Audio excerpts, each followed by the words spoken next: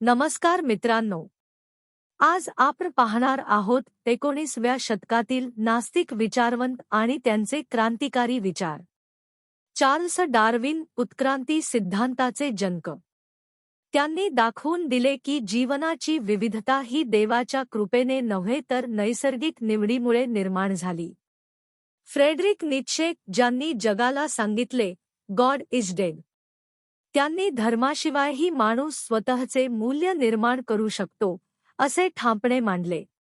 Karl Marx धर्माला जनतेचे अफू ठरवले. त्यांच्या विचारांनी समाजवाद आणि साम्यवादाला तात्विक आधार दिला. लुडविग ब्युचनर फोर्स अँड मॅटर या ग्रंथातून वैज्ञानिक भौतिकवादाचा प्रसार केला. त्यांनी सांगितले की विश्वातील सर्व घटना नैसर्गिक नियमांनुसार घडतात. मिखाईल बकुनिन अराजकतावादी विचारवंत.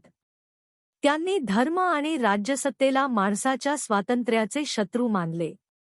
Thomas Paine the age of reason मध्ये धार्मिक संस्थांवर कठोर टीका केली. त्यांनी लोकशाही आणि धर्मनिरपेक्ष शासनाला प्रेरणा दिली. मित्रांनो, या सर्व विचारवंतांनी धर्माला तात्विक आणि वैज्ञानिक आव्हान दिले.